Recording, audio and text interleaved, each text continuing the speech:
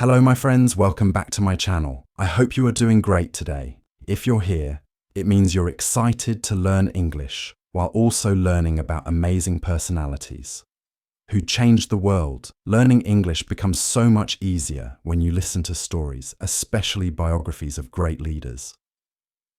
Today we are going to talk about one of the most inspiring figures in history, Mahatma Gandhi. This is going to be an incredible journey, full of lessons, emotions, and powerful moments. I will take you step by step through his life from the very beginning to his death. So grab a cup of tea or coffee, sit back and get ready to improve your English while learning about the man who taught the world about truth, non-violence, and the power of simplicity. Mahatma Gandhi was born on October 2nd, 1869, in a small town called Porbandar, located in present-day Gujarat, India. His full name was Mohandas Karamchand Gandhi, but later people began to call him Mahatma, which means great soul.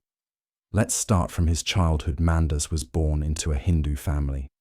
His father, Karamchand Gandhi, was a chief minister in Porbandar, and his mother, Putlebai Gandhi, was a deeply religious woman. Putai was a devoted mother and followed strict rituals like fasting and praying. Her simple lifestyle and deep spirituality left a lasting impression on young Mohandas. As a child, Gandhi was a quiet and shy boy. He was not very strong or brave.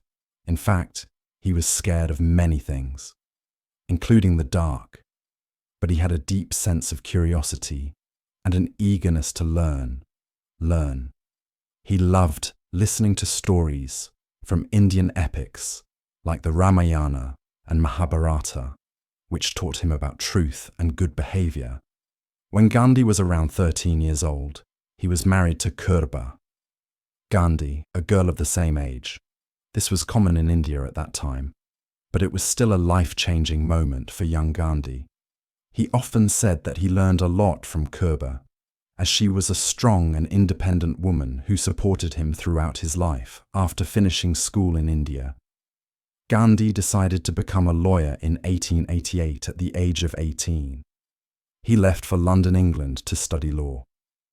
It was his first time leaving India, and he faced many challenges.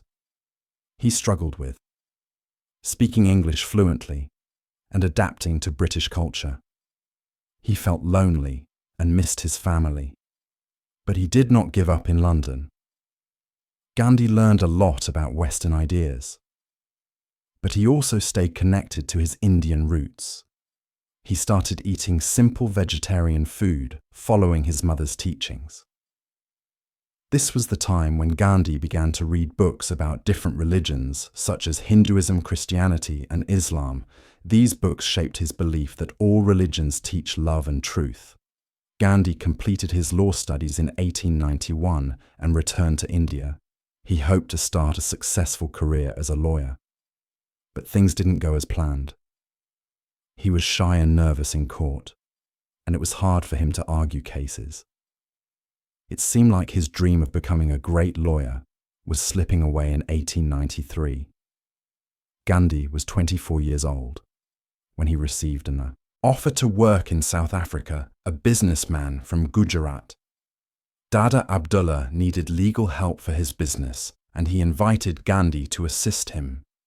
Gandhi accepted the offer, thinking it would be a temporary job just for 1 year. But little did he know that this journey would change his entire life. When Gandhi arrived in South Africa, he faced something he had never experienced before: racism. South Africa was under British rule at the time, and there was a clear divide between the white people and the people of colour, including Indians. Indians were treated as second-class citizens and faced discrimination everywhere. One of the most famous incidents in Gandhi's life happened shortly after he arrived in South Africa. He was travelling by train from Durban to Pretoria. Gandhi had a first-class ticket, but when a white passenger saw him, he complained to the railway authorities. The officials told G to move to the third-class compartment because he was not white. Gandhi refused. He argued, "I have a valid first-class ticket. Why should I move?" But the railway officials didn't care. They forcibly threw him out of the train at a station in the middle of the night. It was cold, dark, and humiliating. Gandhi sat alone at the station, thinking deeply. This incident shook him. He realized that this was not just his problem. It was the problem of all Indians and people of color living in South Africa. They were being treated unfairly, and no one was standing up for their rights. Gandhi decided that he could not stay silent after the train incident. Gandhi began to observe the situation in South Africa more closely. He saw that Indians were not allowed to vote. They were forced to carry special passes, and they were treated with no respect. Gandhi started speaking to the Indian community and organizing them to fight against injustice. But here's what made Gandhi different. He believed in non-violence. He didn't want to fight back with anger or violence. Instead, he believed in the power of truth and peaceful resistance. He called this method satyagraha, which means the force of truth. Over the next 21 years, Gandhi stayed in South Africa and led many campaigns to fight against discrimination. Here are some key events during this time. One, burning of the passes in South Africa. Indians were required to carry special passes to prove their identity. Gandhi organized a protest where people burned these passes as a symbol of resistance. This was one of the first acts of civil disobedience led by Gandhi. To the Tolstoy farm. Gandhi believed that living a simple and truthful life was important. He started a community called the Tolstoy farm, where people lived together, worked hard, and followed his principles of non-violence and truth. 3. The March Against Injustice in 1913. Gandhi led a large march of thousands of Indians to protest against unfair laws. The march was peaceful but powerful, and it drew attention to the struggles of Indians in South Africa. During his time in South Africa, Gandhi completely transformed as a person. He became stronger, wiser, and more determined to fight against injustice. He also adopted a simple lifestyle. He wore plain clothes, ate simple food, and focused on serving others. In 1915, after spending 21 years in South Africa, Gandhi returned to India. He was 45 years old and had already become a well-known leader because of his work in South Africa. But now his focus shifted to his homeland. India was under British rule, and the people were suffering greatly. Heavy taxes, poverty, and lack of freedom were everyday realities. Gandhi knew he had to do something. When Gandhi returned to India, he didn't immediately jump into politics. Instead, he spent the first few years traveling across the country. He visited small villages, talked to farmers, and observed the lives of ordinary people. Gandhi realized that most Indians lived in poverty. They didn't have enough food, clean water, or proper clothes.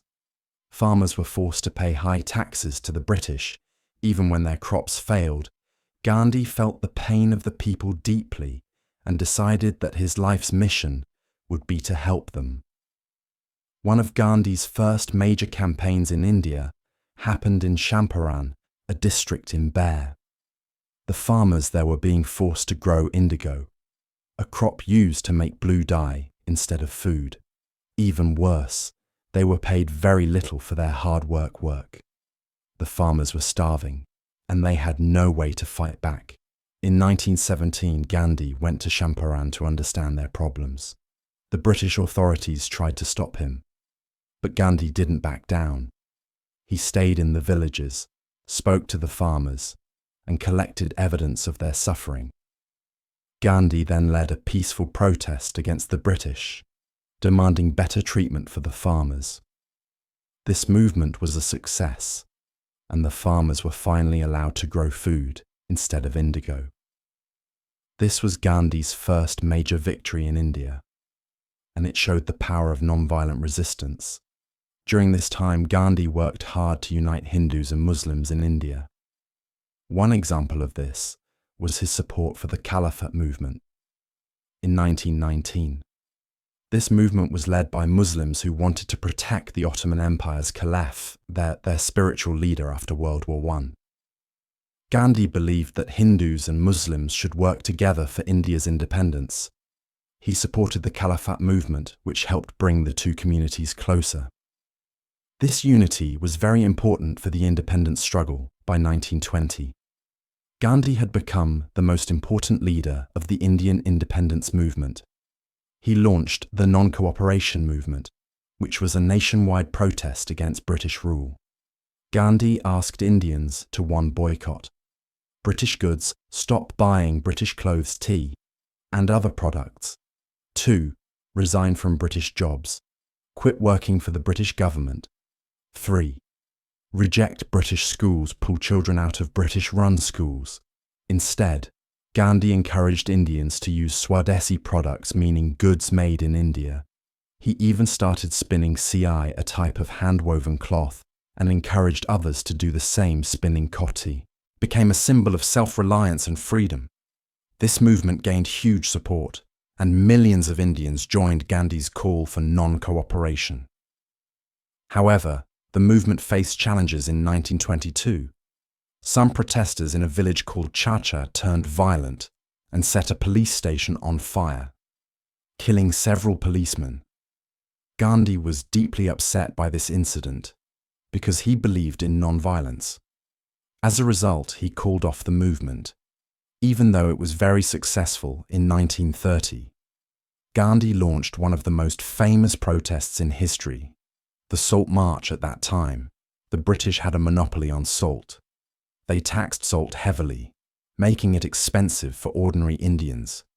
Gandhi decided to challenge this unfair law on March 12, 1930. Gandhi and 78 of his followers began a 240 meters march from his ashram in Sabarmati to a small village called Dandi near the sea.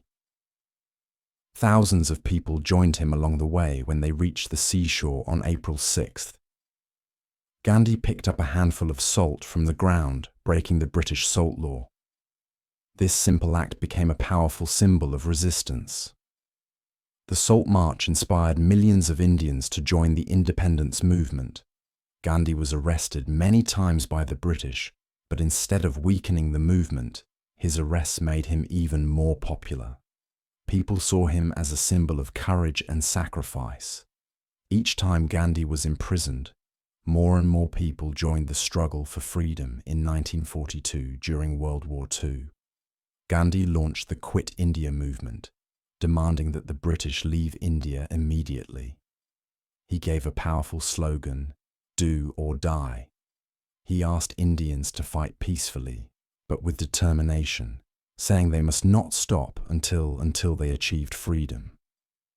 The British responded by arresting Gandhi and other leaders.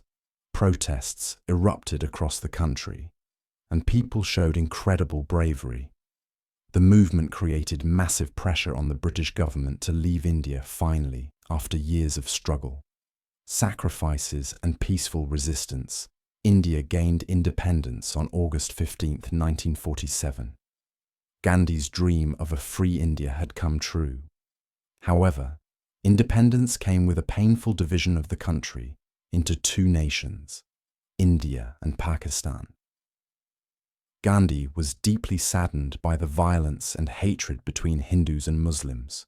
During this time, after India gained independence in 1947, Gandhi should have felt happy and victorious, but instead he was heartbroken.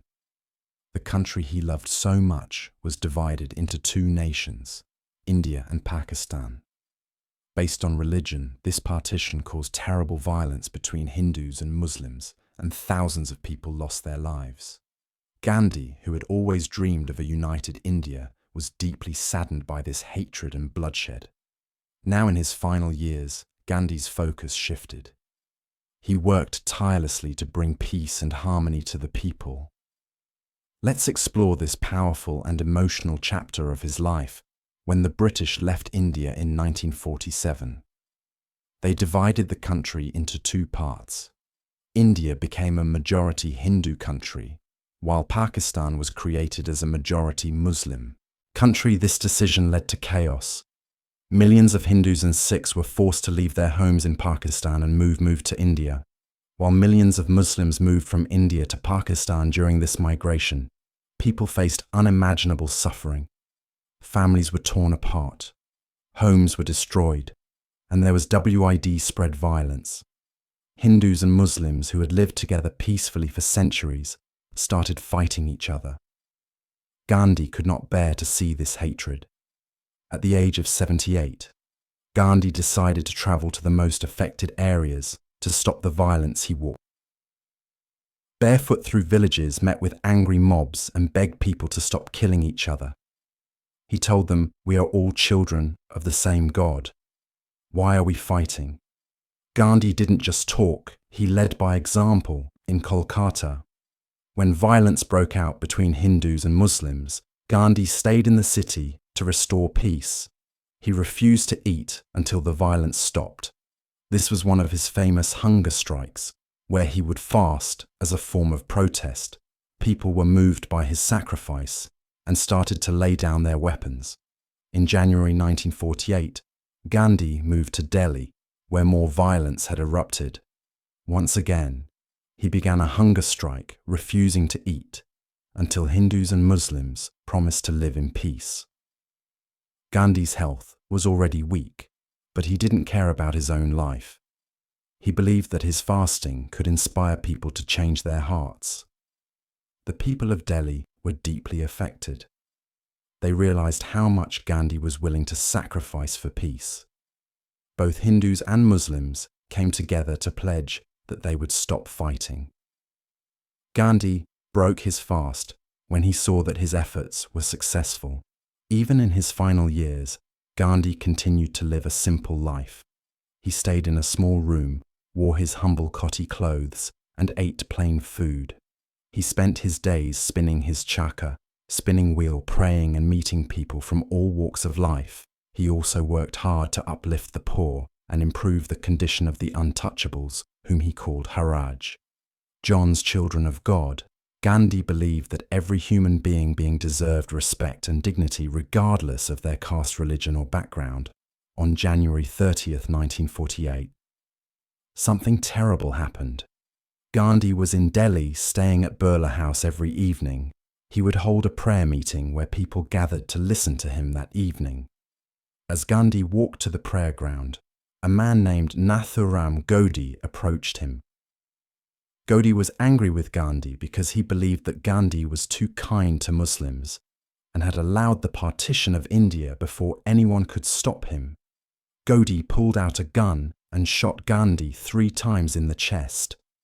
Gandhi fell to the ground, and his last words were, "Hey Ram, oh God." The news of Gandhi's assassination shocked the world. People in India and around the globe mourned his death. Millions of people attended his funeral, and his ashes were immersed in the holy river Ganga. Even though Gandhi was no longer alive, his teachings and principles lived on. His message of non-violence, truth and peace inspired leaders like Martin Luther King Jr. in America and Nelson Mandela in South Africa. Gandhi showed the world that you don't need violence to fight for justice. You only need courage, love and determination. Even though Mahatma Gandhi left this world in 1948, his life and teachings remain alive in the hearts of millions. Gandhi's story is not just about India's independence, it is about courage, truth, and the power of determination. He showed the world that even in the face of impossible challenges, we can achieve great things if we have the strength to believe in our values and never give up. Let's now reflect on Gandhi's greatest lessons and how they inspire us to be better, stronger, and more compassionate human beings. Lesson 1. Non-violence is the greatest power. Gandhi proved that violence is not the answer. He believed that ahimsa, non-violence, is the most powerful weapon we have imagined, standing up to one of the strongest empires in the world without using guns or bombs. Gandhi taught us that patience, love, and truth can conquer even the greatest enemies. Think about this in your own life. Maybe you're facing problems at school, work, or with people around you. Gandhi's message reminds us to deal with conflicts calmly and with kindness. No matter how hard things get, we can always choose peace over anger. Lesson 2. Stay true to your principles. Gandhi believed deeply in truth. He called his life an experiment with truth. Because for him, nothing was more important than being honest with himself and others, even when people doubted him or criticized him. Gandhi stayed true to what he believed in. This is a lesson for all of us. When you have dreams and goals, the world might try to pull you down. People might say you're not good enough or that your dreams are too big. But Gandhi teaches us that we should never let go of our values. If you believe in yourself and work with honesty, nothing can stop you from achieving your dreams. Lesson 3. Small actions can change the world. When Gandhi started spinning cotti or making salt at Dandi, people laughed at him. They thought these were small, meaningless actions, but Gandhi showed that even the smallest steps can create the biggest changes in our lives. We often think that our efforts are too small to matter. Maybe you feel like you're not doing enough or that your dreams are too far away. But remember, this big changes start with small steps. If you take one step every day toward your goal, you will eventually reach it. Lesson 4. Simplicity is the key to happiness. Gandhi lived a very simple life. He didn't need fancy clothes, big houses, or expensive things to be happy for him. Happiness came from helping others and staying close to his values. Today, many of us chase after material things thinking they'll make us happy. But God's life reminds us that true happiness comes from within. It comes from kindness, gratitude, and living a meaningful life. Lesson 5. Never give up.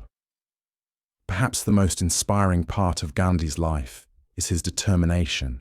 Imagine how difficult it must have been for him to fight against an empire as powerful as the British. He was jailed, beaten, criticized, and betrayed. Yet he never gave up. Gandhi believed that every failure was a step closer to success.